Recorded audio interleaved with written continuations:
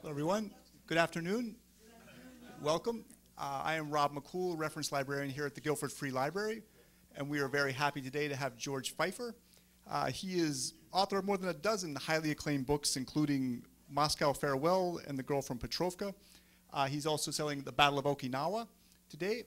That's going to be on sale, and as always, a portion of the proceeds benefits the Friends of the Library. I would like to point out that today's program is being recorded. So at the end, there will be a time for questions, but if you could do me a favor and wait until the microphone gets to you, that will help the overall quality of the recording. That would be great. George has also written for The Atlantic, Harper's, The New Republic, The New York Times Sunday Magazine, and the Saturday Evening Post, and that's only to name a few. So please join me in welcoming George Feifer. Good afternoon. Do me a favor and ask easy questions, please. Now here is Okinawa. That looks big on this map, but in fact it is tiny. Tiny and mountainous. Those two characteristics, I hope you'll remember, they're important. All of Okinawa, and here's Japan, of course. This is these are the four home islands, Japanese home islands. Okinawa was sort of annexed. It really paid tribute to China for centuries, and late in the 19th century, Japan annexed it, to the great sorrow of the Okinawans. Because I'm going to say a lot about American treatment of Okinawa.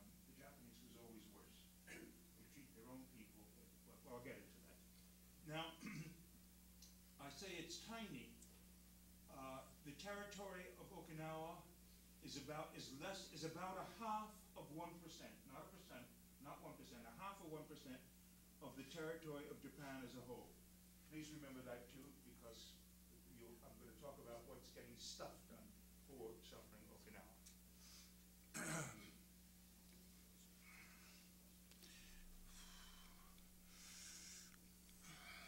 It's about 300 miles, by the way, I forgot to say, south of the southernmost of the Japanese home islands. I've already said that Japan annexed it in the late 19th century.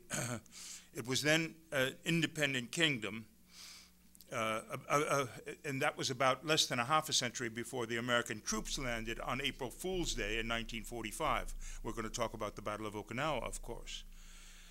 During the ensuing battle, those American troops, who couldn't have been expected to know or care much about the difference, called Okinawans Japs.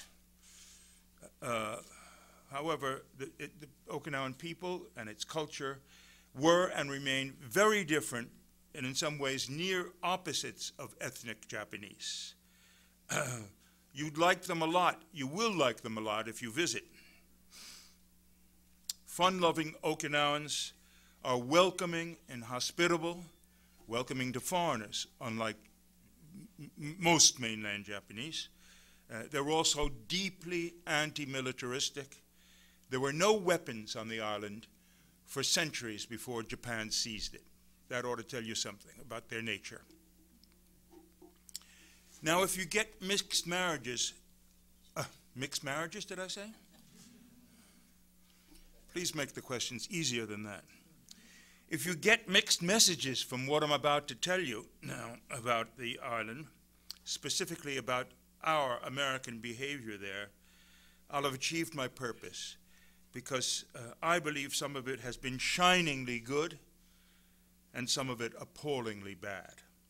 Let's start with the good, and forgive me if I refer to these notes because I'm still a bit emotional about Okinawa. Why was so little known about the greatest land, sea, air battle in history, even when it took place in 1945? I think that's largely because the stirring photograph of the planting of the flag on Iwo Jima's Mount Suribachi became the symbol of the Pacific War's combat savagery and remained the symbol. Always. It's still the symbol. You see lots of statues and photographs of the flag raising there. you hear virtually no mention of Okinawa. Image is everything. When the far longer, far more costly Battle of Okinawa finally ended in June of 1945, a few savvy Marine officers staged another flag raising at the southern tip. By the way, the southern tip. I'm going to talk about the horrors of combat and everything like that. Here's the present capital, Naha. The ancient capital of Shuri is here. Virtually all of the fighting and all of the casualties, almost 250,000, took place in this. If this is tiny, imagine how tiny this is. This remains largely mountainous and very mountainous and largely uninhabited. Anyway, that stirring photograph of the flag raising there grabbed Americans' attention. And when those Marines in Okinawa, who wanted a little publicity for themselves, staged another flag raising, no one cared. It was by then old news. And besides, the attention of Americans at home had shifted to President Roosevelt's death in April, and then the Nazi surrender in May, and then the ensuing occupation of Germany. So, the terrible truths about the far longer fighting on and around Okinawa never registered. A shame, because if anything is needed to help us remember American suffering and heroism in that war, that's what it should be. 87% of some of the divisions were casualties.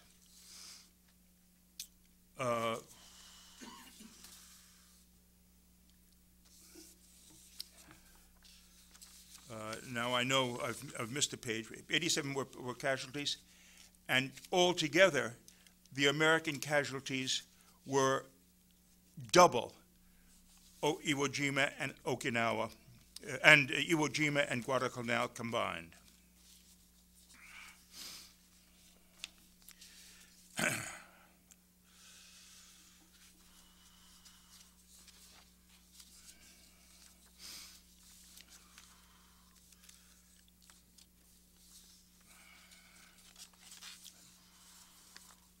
I'm just going to look for the missing page, if you don't mind. Sorry.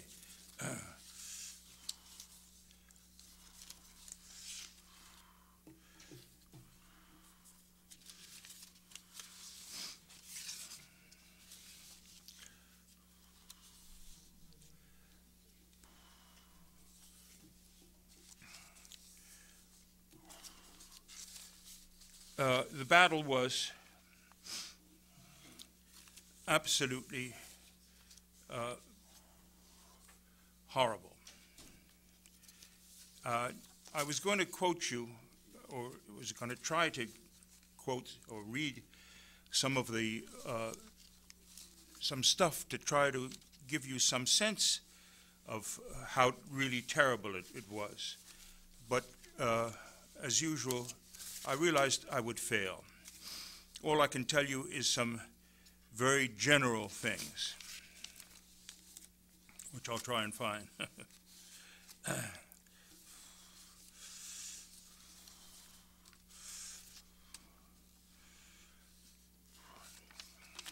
As I said, the casualties were double those on Iwo Jima and Guadalcanal combined. And the deaths, of course, were only a small part, in some senses, a very small part of combat. As I said, I intended to give you more, but we have too little time, more details of that horror. But I hope my book's description come closer to anything that I could say now. And they anyway convinced me that no one who hasn't participated in combat can come close to understanding how awful those horrors are, because they take humans truly to the limit of what they can tolerate and beyond the limit. Our troops, of course, had the comfort of knowing they were fighting the good fight for a great cause against a sinister enemy. Militaristic Japan had to be defeated. A Marine who'd been gravely wounded on Okinawa and was certain he was about to die told me he wasn't sorry. I'd done the right thing, he said. My parents will be proud of me. Still, there was far more post-traumatic stress disorder, which was then called shell shock, than ever admitted. Of course there was.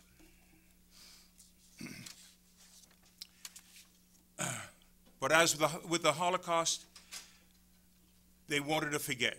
The Marines didn't talk about it.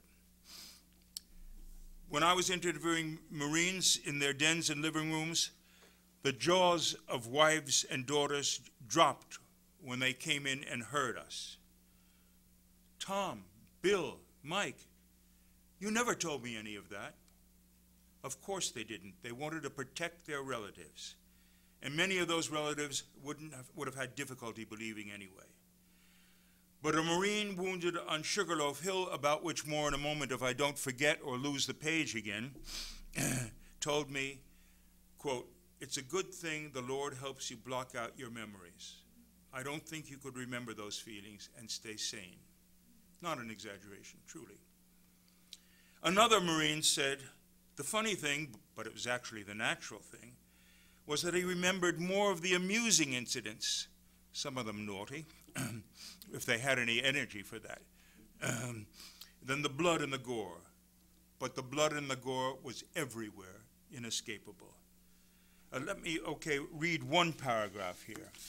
Perhaps that will do it.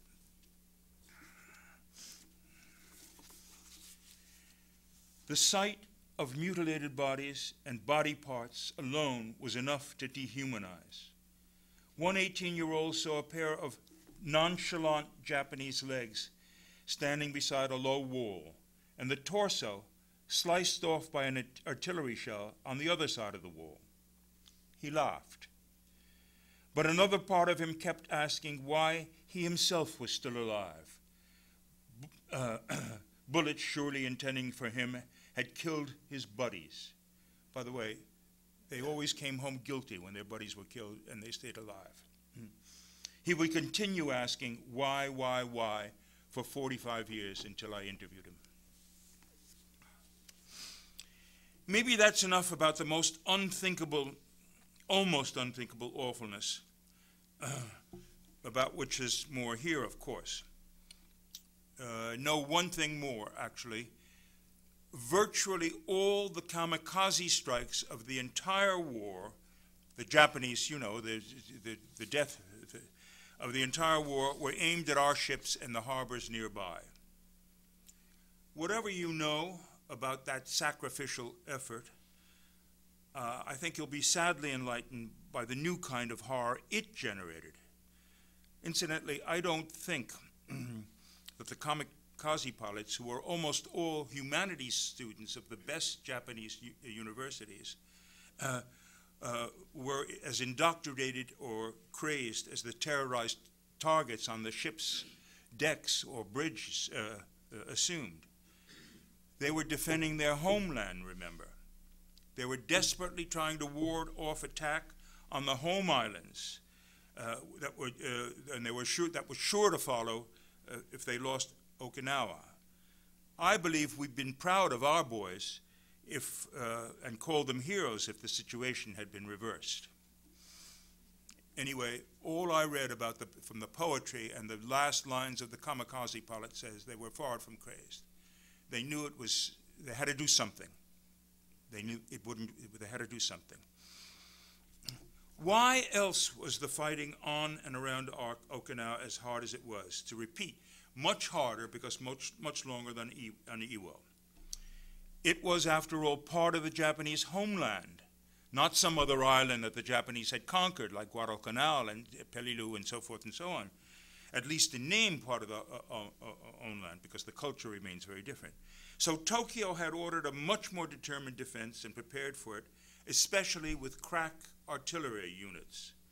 The Shuri line, I pointed to that down below there, named for the then ancient capital of Shuri, was among the best in the world, in some ways comparable to the French Maginot line. Of all the hills that helped comprise it, Sugarloaf, on which heavy guns that had been practiced for a month looked straight down, was toughest, and the battle for Sugarloaf was among the fiercest of all World War II. You've heard about the Battle of Bulge, you haven't heard much about Okinawa. And it produced, as I said, these uncountable, well, they were counted, but these horrific number of American casualties. One survivor told me that after his experience on Sugarloaf Hill, with the corpses of his buddies piled up all around him and he shaking with terror, nothing ever bothered him ever again in life, in later life. In short, it was as close as it comes to hell on earth. I still sometimes wonder whether if I'd been in that hell, I'd been able to endure it, as our men did. Maybe with training, but I doubt it, not after all I heard. In any case, much as I dislike Tom Brokaw's hype of the greatest generation, the men who fought on Okinawa were indeed great. Much as I dislike our current labeling everyone and his brother a hero, just more American hype, those men have my profound admiration and eternal thanks.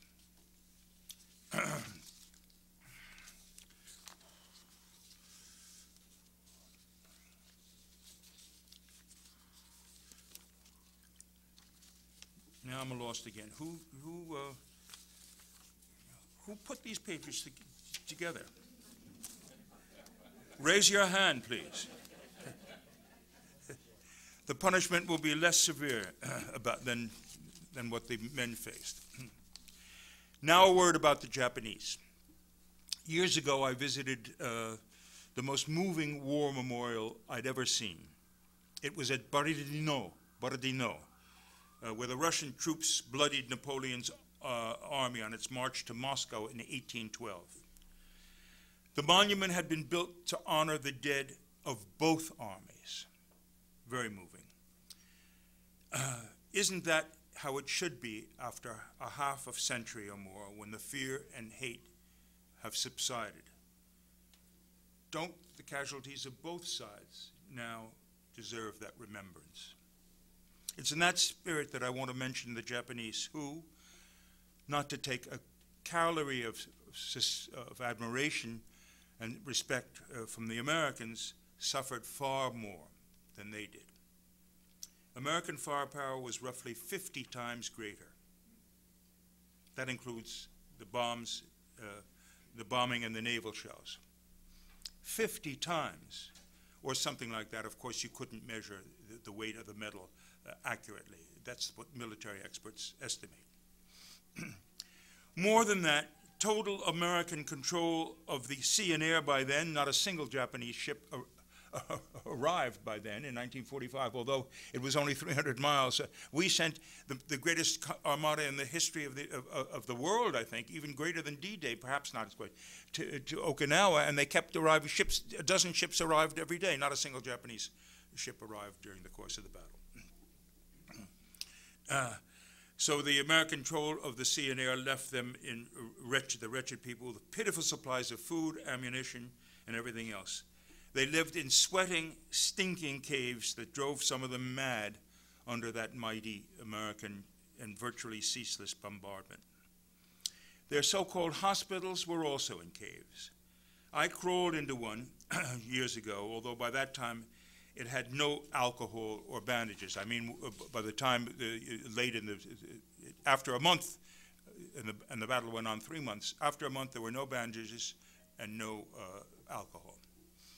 All they did was die and bring them in. 10 minutes was my limit in that cave. Even without the rats, maggots, moans, screams, excrement, and buddies' corpses, it was an even worse hell on earth. I have no love for Japanese foreign policy in the 1930s and 1940s. Their treatment of Allied prisoners of war was truly detestable, as you surely know. But if you were a boy or an elderly Japanese man plucked from your rice paddy to exist in those caves until you'd be ordered out to your death on a futile charge, you'd have had my sympathy. more than 60,000 died compared to 12,000 Americans. But that too was a relatively minor part of the story, believe it or not. The story that Americans never knew because it was Okinawan civilians who suffered more than anyone else, more in fact than the citizens of Hiroshima. No one talks about that, but many of us should, because Okinawans are still suffering. Iwo Jima, I've done something wrong again, right? Iwo Jima was a garrison island with no civilian population, a few nurses, but that's all. By contrast, Okinawa was home to an ancient civilization admired by its Asian neighbors. Its population, which was one of the world's, among the world's least military and most hospitable, was some 450,000 when American forces landed. A third of them, roughly 150,000, were killed. If the same percentage of Americans were killed on 9/11, the number would have been some 90 million, not 3,000. More relevantly, the number of soldiers and sailors killed at Pearl Harbor was just over 2,000. The Okinawan tragedy, immense for any people of their number, was only part of their ordeal. Miserable as life was for the Japanese soldiers when the bombs landed and naval shells were landing, they were protected in their caves while helpless non-combatants were doing the bulk of the dying. In some ways, the Okinawan deaths were even more horrible than the smaller number in Hiroshima 2 months later.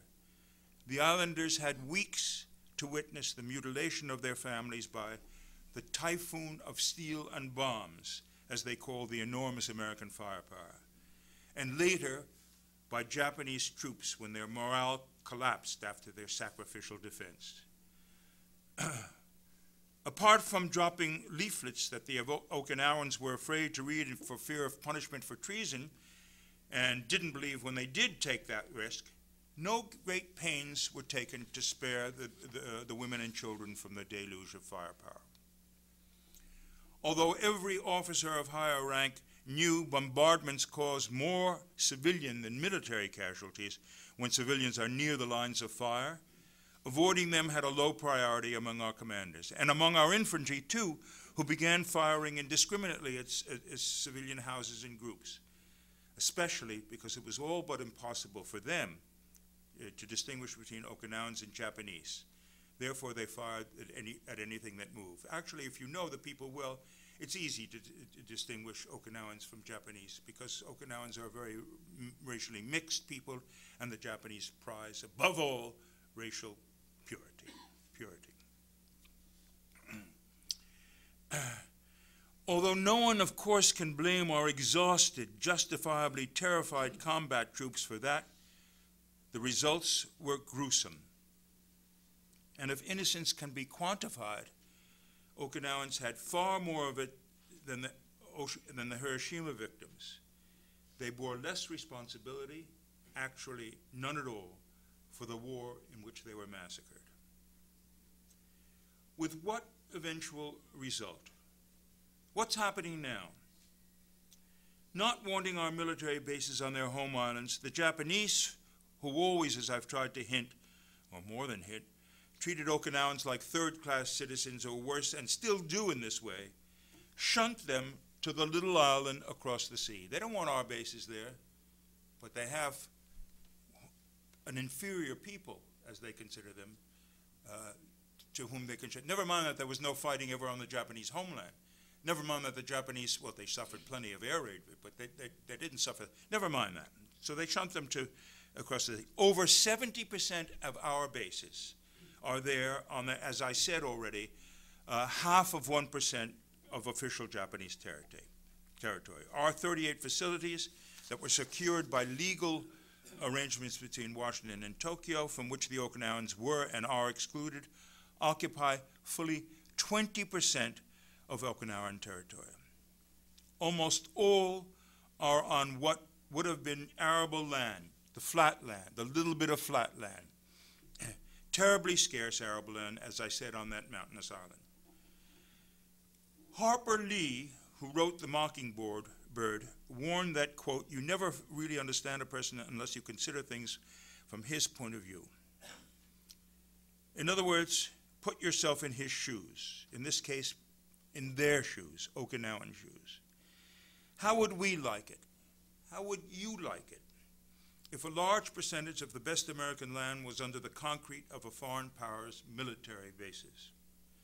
For example, if Long Island, Connecticut, or California's Sacramento and San Joaquin valleys, or to suggest a more accurate territorial equivalent, most of our Midwest were occupied by, say, Russian or Chinese bases. And that's not even taking into account most Okinawans' aversion, fear of everything military, unlike our fancy for it. We've got the greatest military establishment in the history of the world. Economists differ about how much we actually spend, but they all agree it's somewhere between the next 18 countries in the world or the rest of the world combined. We have a fancy for weapons. They hate them. Our presence diminishes the quality of Okinawan life, like a physical handicap that can never be forgotten. Not our presence as visitors, they love that, but as occupiers, which is essentially what we remain, despite the illegal arrangements in Washington and Tokyo secured for our 38 facilities. Those arrangements were made not merely without the participation of the island's inhabitants, but also with full knowledge that they'd hate what would be done to them, which is, of course, precisely why they were excluded from participation. Many injustices are difficult to uncover, but not that one. Okinawans' ghastly lesson from World War II was that far from protecting them from anything, foreign military bases on their island invite devastation from other foreign powers determined to destroy them. That's what happened. The Japanese had their bases there. We came in to destroy the bases. We didn't intend to slaughter a third of the population, but of course that's what happened. That was their lesson. And if we were there, that was the lesson we would have too. That's why the tanks and planes and howitzers our forces proudly park at the gates to our bases with understandable pride make them shudder rather than breathe easier. They have no enemies. They have no enemies. Far from protecting them from anything, as Washington claims, we're injuring them. Of course, some Okinawans, bar owners, escort service proprietors, owners of the land who are paid rent for the acreage on which some of the bases sit, want them to remain where they are, but not the majority. Even without the noise of the jets, the extra traffic on the roads, on the airspace into which they're forbidden to go, their own airspace, and the rapes, which are now happily few, but have been in the many thousands, probably over 10,000 over the years. Even without that, the bases are deeply repugnant to that majority, an overwhelming majority. Yet there they stay because we want them there, despite the advice of some of our strategists that they've outlived their use. Is that the kind of country we want to be? Imposing our will and mighty presence on profoundly peaceful others who want nothing more than to be left in peace? We became a nation by rebelling against George III's England that interfered with our lives, preventing us from doing what we wanted where we wanted. Although these things are also difficult to measure, I suggest our interference with the lives of innocent Okinawans is greater than England was with ours in the 18th century. We tell them we're there to protect them, but I won't apologize for repeating, they have no enemies. Protect from what? They fear that in addition to despoiling their land, the bases, which of course are actually there for our purposes, may draw the fire of hostile forces that will kill them first above all. Everything I know about our soldiers, sailors, and Marines who fought on Okinawa leads me to believe that's not what they thought it was for. And since I've spent so much time, too much time, I suppose, talking about the consequences of the battle rather than the fighting itself, I want to end by returning to a hint of the supreme hardship of that fighting.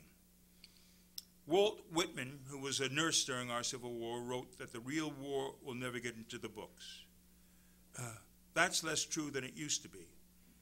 Current writing about combat is often far more honest than it was during World War II and after, when almost all memoirs dwelled far more on fighting men's supposed glory than the guts spilling out of stomachs ripped open by shells.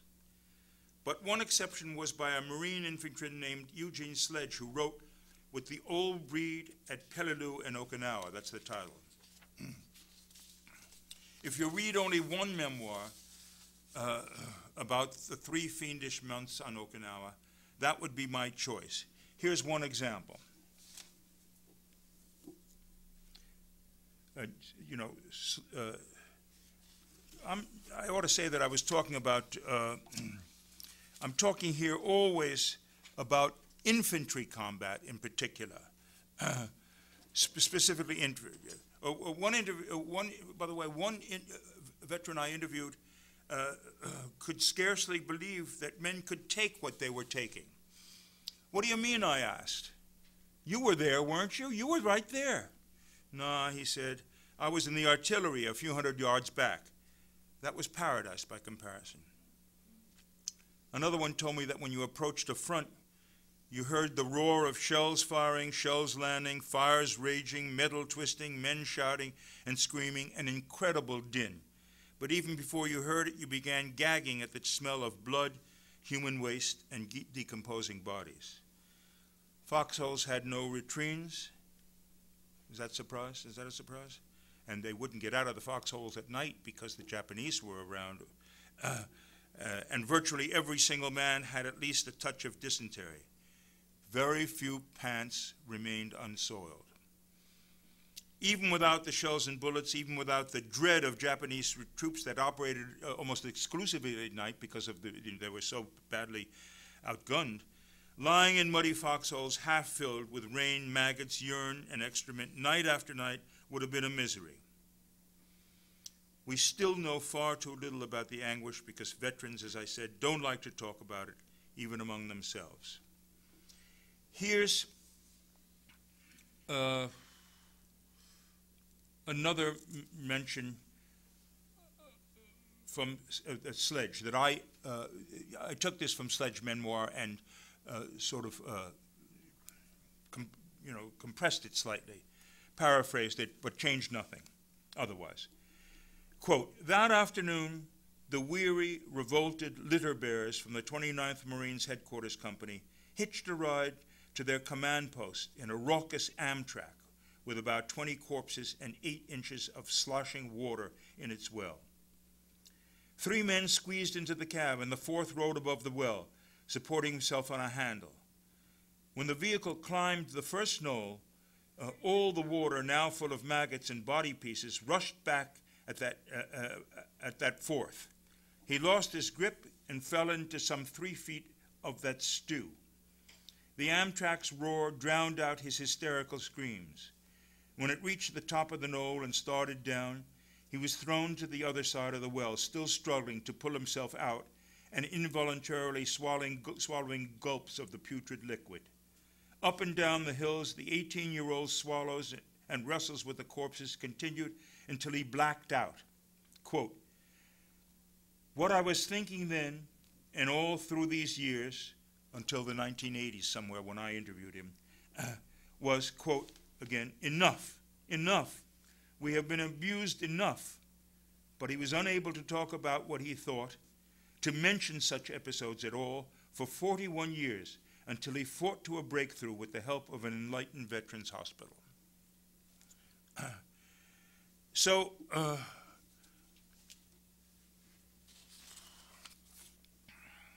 That's what I want to leave you with, because after all, this is about the battle, but perhaps you'll think of the consequences too if you believe I have anything worthy to say about our presence there.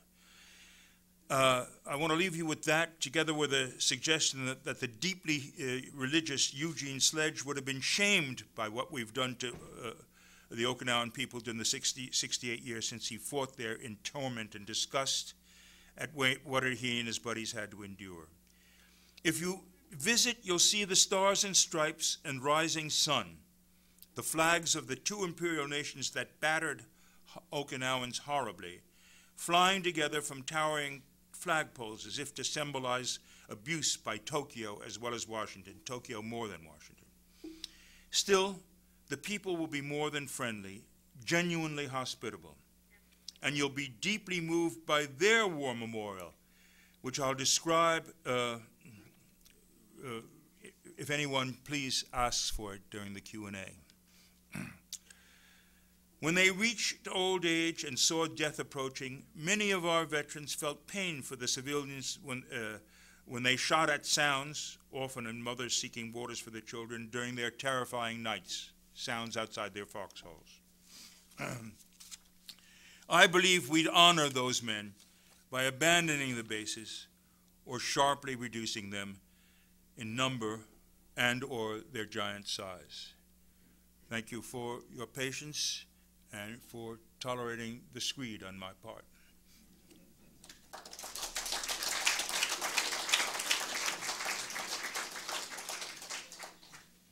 Thank you very much. I would like to remind you that we are recording this program, so if you could wait till you get the microphone before you ask your question. Just a minute. Have you asked their agents whether they were willing to be recorded here? You're going to ask the question about the war memorial. No, I'm not. No, you're not?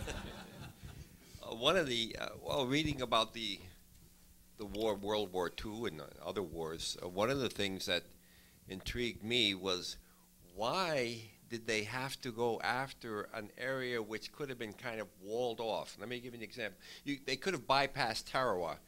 Absolutely. I can even cut you short, okay, if you don't mind, because go ahead. Because I would have, if I had time, I would have said that. One of the uncountable, hideous paradoxes of war is many of these battles are fought unnecessarily. We can never be certain, but many strategists looking back saying it was unnecessary to have invaded Okinawa. They wanted rescue planes for the bombing of, they wanted places to land the planes that were going to bomb the mainland, the home islands. They wanted rescue planes. But I can't give any judgment about that. I can only confirm that your suspicion is very well founded. Well, I'm thinking specifically, why not put in a sense, a wall right around across the island at Naha and forget about this whole southern part of the island? One of my the man I traced most in this book, in my book, and he was the one who ran up. He was my neighbor in Roxbury. You know where that is? Yes. And we cut trees together and therefore bonded. How did I get? I said that they don't talk to people who have not been in combat. I went to many Marine reunions and GI reunions. They don't talk among themselves. I told you that. They tell the jokes, the jokes. They don't want to talk. But why did they talk to me? Well, I bonded with this guy. We cut a lot of trees together since we heated our houses with wood. And I learned from him what questions to ask. And I think one of the tricks of interviewing is to flirt in the sense of truly listening. And I think they knew I wanted to listen. And he suggested, this guy, this sort of illiterate then, he was then 19 years old, Dick Whitaker, he suggested the same thing at the time. What are we doing here? Why don't they put a wall? At the time they was fighting. I can assure you nobody listened to him, even if he suggested it. These decisions are made you know where. Now, somebody please ask that question about the Okinawan, because I want to give a sense of what they're like, the Okinawan War Memorial. Who's asking it? Yeah. Well, if you insist, yes. If you insist. Where is the Okinawan War Memorial? The what is it? Where is it? The Okinawan what? Oh, the Okinawan.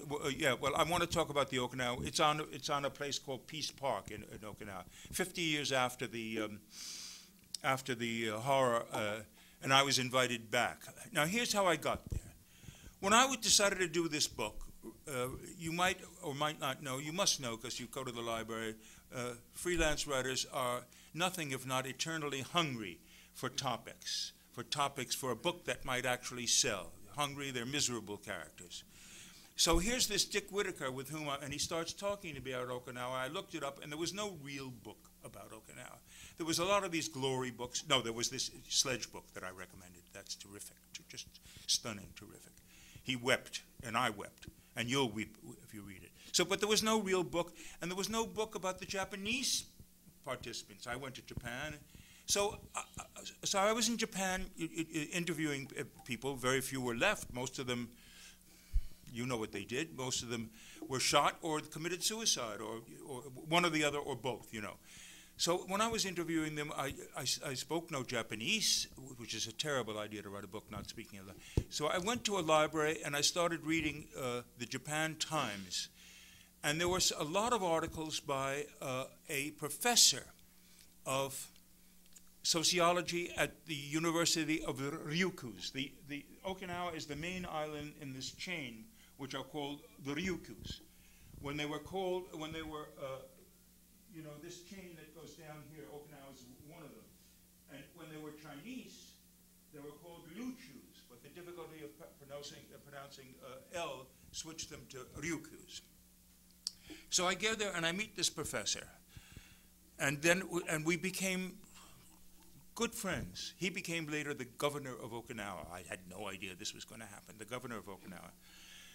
And 50 years after, so I went to Okinawa to see him, having read his stuff in the Japan Times. I went from Tokyo, I flew down there.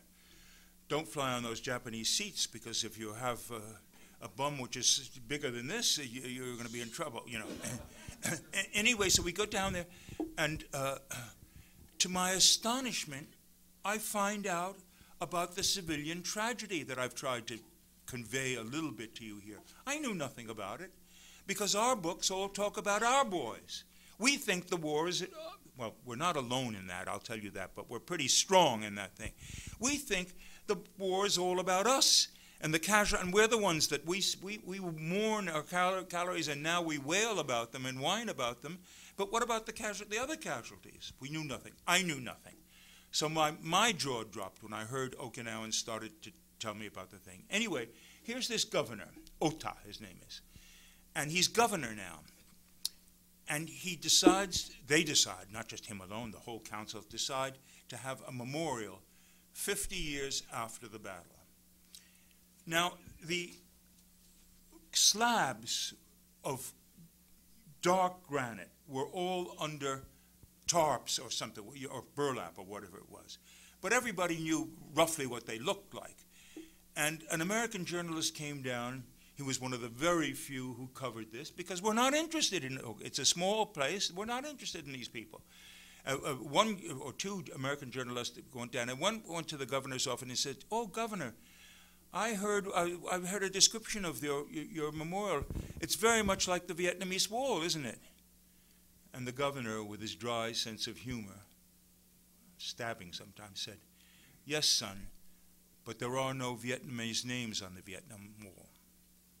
Why did he say that? The Okinawan Memorial has the names of all the dead of all the people there. They're all there, including British. There was a very small British task force. I had no time to get near any of this. Including the Koreans, because there were Korean laborers the Japanese impressed, you know, the forced work, including the comfort girls, or were they called comfort women? I can't remember. And there is this huge area with the names together. Now, is that the right way, or is that not the right way? Does that say something about the people whose lives we're oppressing with our bases? Thank you for asking the question, young lady. So we'll take one more question from this side, and then I'll work our way to the other side. Hi, easy question for George-san. My name is Tetsu Yamaguchi. Who's talking? Am I? Oh, Hello, Tetsu-san. Hello, George-san. Tetsu-san, if I could Yeah. bow, if I could bow. Yeah, I would do it. I'm a retired teacher from originally Naha, Okinawa, currently residing in Hamden. And George-san, you mentioned in your fantastic article, which appeared on Courier's magazine. Collier's, Okinawa. Yeah, you mentioned in that beautiful article that the Okinawan people are among the world's most hospitable and least military. And yet today, Okinawan people are all over surrounded by military bases, installations, and even that huge helicopters, how do you call it, Osprey, yeah, Osprey. So I know you, that to me personally is the most unbearable irony of this thing where, I know you answered most of this question, but any further comment? Yeah, I've been in a lot of countries. By the way, here's the guy who should have given this talk. I don't know what's wrong with Yamaguchi-san, who's Okinawa. And by the way, I ought to say, before I even try to answer that, I want to say two things. Our behavior was not entirely shameful on Okinawa. We did a lot of generous things in the typical American way. Scholarships. Here's a scholarship boy, if I'm not mistaken. And Governor Ota, whom I met and who wrote this article, was a scholarship boy. So we had charity, we did those things. There were some people, there was one Marine commandant of all the forces on Okinawa, who was really good to as good as he could be to the Japanese people. You know why? He was a 19-year-old Marine. This is now General Day, next to the Marine Commandant. He was General Day. He was there. He saw the horror, and he was good to them. But you asked, yeah. So in all the places I travel around the world and try to write to other people, I say to myself, wait a minute, put yourself in their shoes before you write anything about it. How would you feel? Now, I've said that. If I heard those with my miserable temperament, not a cool cat like you are, not a restrained person. If I were there with my hot blood and anger and despicable behavior, heard those things droning over. It's bad enough when I'm in Roxbury and friends of ours in their private planes fly over, and they're civilian planes. They're, little seas. That's bad enough. Well, I don't shoot them down, but if I, it's tough. It's a terrible irony, and it goes on. The American people also are essentially decent when the penny drops often. The penny hasn't dropped about Okinawa. It's a lost cause so far because nobody knows what happened and nobody cares. If that darn flag raising hadn't been and all our attention went to Iwo and we didn't think it was an old story, maybe it would have been different. But if you read the newspapers even then, while this battle was going on, this horrendous 3 months battle, and it dragged on and on and on and on, the newspapers were all about Europe, that it had shifted to Europe with Germany's surrender, as I said. Yes, I think it's a terrible irony, and I would like to apologize here. And I don't know what's to be done about world situation. I can't know about the strategy and what these bases are for. But I do know if we have any decency in us, we ought to listen to them and at least move them where they want them, at least cut them down, at least force the Japanese mainland to take, the Japanese say that all the bases are paid for by the Japanese, by Tokyo now. But don't kid yourself. Japan operates under American sway there. Tokyo operates in this thing under Washington sway. And if we made an issue of this, we could at least ameliorate, soften the pain. And one more question from the back here. Clearly, you've presented a very clear picture of what it was like to be an enlisted man or a grunt in the bloody battle. Second lieutenants were worse. The death rate of second lieutenants was higher than anybody. But did you ever have the chance to talk to any senior staff officers to find out why? Why, when the bombardment was so clearly a failure on the caves, why not containment? No, I never asked that question, as I now wish I did. And General Day used to shake his head when he remembered the horror. But you know, the little I know I'm a former naval officer, couldn't you tell that? But I know little about combat on the ground. Once it gets started, and the combat was in the hands of a terrific American general who was killed in the last days of the war. And this general, the son of another Confederate general, he would have been picked to head, he would have been the MacArthur, he would have been picked to head the land forces going into Japan. He was killed, but he was an old infantryman. That was what he knew. And I don't think he would have been persuaded by anything. I think that that's what he was an infantryman, this is the way it worked. You pushed ahead. Besides, one more thing. When the first casualties came in at the Shuri line, this terrific line, because all the north was terribly easy. They captured all of the north. They went up there. It was a cakewalk up there. And when they came down here, they couldn't believe it at first. The Japanese did a very rare thing. You know that they usually hit the landing crafts when they came into the beaches and devastated. In this case, the Japanese general, Ushijima, also a terrific man in his way, who committed suicide himself. Ushijima decided, no, let them come in, we'll suck them in. And I think that strategy worked in the sense of the Great. I can't answer that question.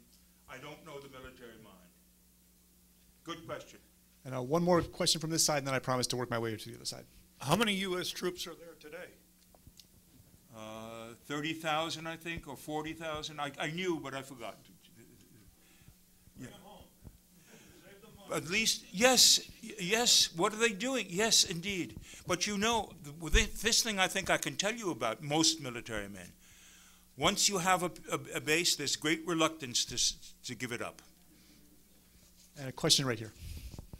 Yes, a general on Okinawa that was killed, General Buckner. It was indeed Buckner, whose son I write to occasionally. Yeah. Simon Bolivar Buckner. Buckner, right. I think the only general in the Pacific that was killed. Yes. Yeah. Yes. And he was observing artillery on one of the last days, and the fragment of a shell hit him. Yeah. Right. And journalist was killed while he was on Okinawa. Ernie Pyle. Then Ernie Pyle, he went on to Ishima. Yeah. Yeah. Now, I want to say about Ernie Pyle, the great American, the revered American journalist, because he told a little more of what it was really like, a little more, like that the pants were dirty. He wouldn't say they were soiled. This little more that Ernie Pyle told, and he was lauded endlessly for it, was very far from the whole truth. Nobody could print that in an American newspaper. And if they did, if more of this stuff was printed, if we saw more, if we saw more of this, maybe there'd be a bit more peace. Any other questions?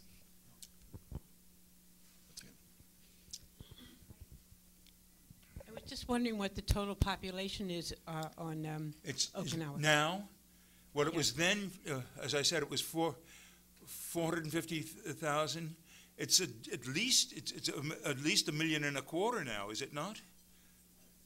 Something like that. It's a great deal more, and a lot of it is prosperous, or it's still the poorest. It's still by far the poorest prefecture. It's a prefecture, one of the 47 of Japan, and a great progress has been made. As it has been in our own racial relations, great progress has been made, and there was a wave of tremendous popularity of Okinawan singing about 10 years ago. So great progress has been made. Here's the difference, though. I talked about the monument. Here's the difference. Walk into a Japanese bar. you are likely to be registered. It's amazing because it's apparently bad manners to look anybody in the eye, but it's amazing what those eyes that are looking supposedly elsewhere register. You're registered, but there's no real welcome. A lot of mainland Japanese are uncomfortable in the presence of Westerners, not without reason. Japan was closed for good reason, I think, because when we came in, the Westerners, not Americans, Americans did its own terrible thing, Commodore Perry. But anyway, when the Westerners came in, they did an awful lot of things that we never would have tolerated, including the Jesuits, including for all this and so forth and so. So the Japanese had reason. Until then, the Japanese were relatively friendly to foreigners. It was not like that. But when you walk into an Okinawan bar, you could be walking into your local, as the English say. There's no feeling of estrangement or anything like that. These are people who are used to mixing with foreigners because before Japan took over, annexed it, they were a great trading and seafaring nation. They traded from, they were terrific traders. From here, I mean, they traded all over. So that you walk into an Okinawan bar and you're happy.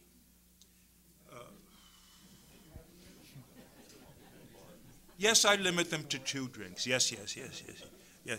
And one more question right here. I have more of a statement than anything else. You mentioned the typhoon of steel. Bombs and steel. Typhoon and bombs and steel. Right. I was stationed there in 1968, and there was still, every time it rained, it was coming. The local American civilians would find this stuff and blow themselves up. It was, they would find what stuff? All the exploded. Oh, bombs and things. Yeah. Oh, yeah. Another irony. Tetsu-san, another irony. Japan recovered after a couple of terrible post-war years when the average daily calories of the Japanese was something like 1,200. And there's a great book written by Dower about John Dower of MIT about post-war Japan, the next 2 years. There were a couple of terrible years. But then Japan recovered relatively quickly and began prospering, while Okinawa, which took all that pain, remained in terrible shape, at least until when? The mid-50s, the late 50s? The early 60s. I don't know exactly, but if you look at the movies now of Okinawa in the late 50s, it's still devastated. Oh, nobody knows the exact figures of how many died in Okinawa because virtually every large building of any stature was obliterated, was razed to the ground. Therefore, all the records were gone and destroyed. I mean, the devastation was sad. Okay. And one more question right here. Well, it's also a statement. Neat that my grandpa, who's right here, was there, and he was in Nago, and he was a medic. Has all kinds of pictures, and I'm sure you'll see some later. He was here. Yes. Yeah. And but that was fairly calm, wasn't it? Yes, until they sent us down. I was a medic. You couldn't keep from going down there? You couldn't say no? No. Well, good for you for surviving. Yeah. Thanks, folks. Oh.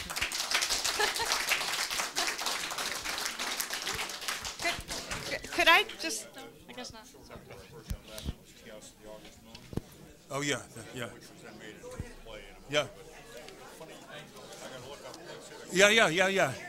That's a little sentimentalized. I would just like to remind everyone that books are for sale in the front here, and a proceed benefits the Friends of the Library. Thank you.